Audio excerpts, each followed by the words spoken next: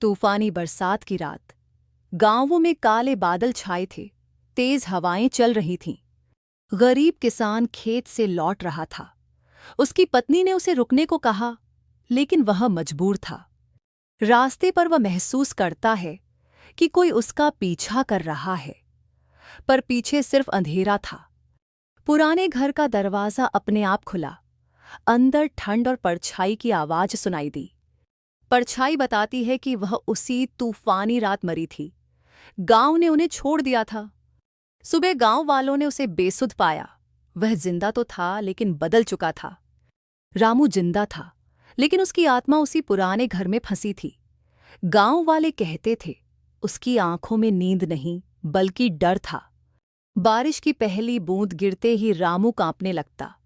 जमीन पर बैठकर कान ढक लेता और बुदबुदाने लगता कि वे आ रहे हैं। गांव के बुजुर्गों ने मंदिर के घंटे बजवाए और लोगों को घर में रहने को कहा, क्योंकि आत्माएं जाग रही थीं। आधी रात को रामू अचानक घर से बाहर निकला। सीता उसके पीछे दौड़ी, लेकिन अंधेरे में खो गई। रामू घर के अंदर पहुंचा। ठंडी हवा और सड़ी मिट्टी की गंध के बीच दीवारों पर डरावने दृश्य उभरने लगे। गांव वाले मशाल लेकर आए, मंत्र पढ़ने लगे।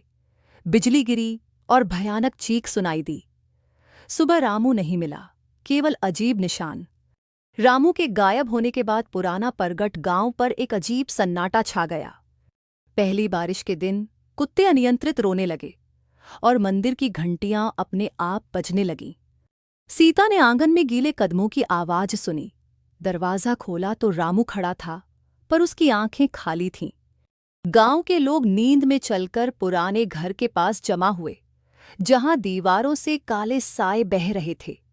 रामू ने कहा, अब यह गांव यादों में बदल जाएगा। पुजारी ने मंत्र पढ़े और लोग दिया जलाए। सुबह मलबा था, कोई परछाई नहीं। लेकिन बरसात शुरू होते ही लोग जल्दी दरवाजे बंद कर लेते हैं। पुराने घर के ढह जाने के बाद गांव वालों ने सोचा कि सब खत्म हो गया है। अचानक बिना मौसम के हल्की बारिश हुई। मिट्टी से सड़ी हुई गंध पूरे गांव में फैल गई। मंदिर के पुजारी ने चेतावनी दी कि आत्माएं अब गांव की जमीन में समा चुकी हैं। रात को कुएं के पास बच्चे के रोने की आवाज सुनाई दी। घरों के दरवाजे अपने आप खटखटाने लगे। सीता हर रात दिया जलाकर रामू का नाम लेती थी, लेकिन एक रात किसी ने फुसफुसाया कि दिया भी अब हमें नहीं रोक सकता। सुबह गांव बदल चुका था। लोग आसमान नहीं देखते, बारिश से डरते और अपने घरों में बंद रहते थे।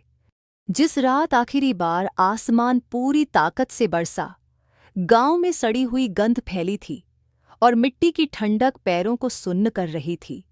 आधी रात तक बारिश तूफान में बदल गई और मोबाइल, लाइटें और मंदिर की घंटियां एक साथ बंद हो गईं।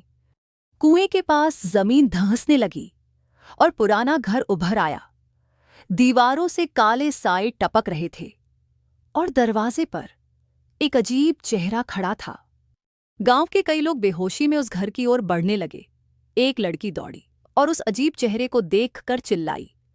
उसने पलटा और उसकी आंखों में इंसान की कोई पहचान नहीं थी। तभी एक तेज बिजली गिरी और पूरा इलाका रोशनी से भर गया। सुबह जब बारिश रुकी तो कुएं के पास कुछ भी नहीं था, लेकिन कुछ लोग हमेशा के लिए गायब थे और गांव की कहानी कभी खत्म नहीं होगी।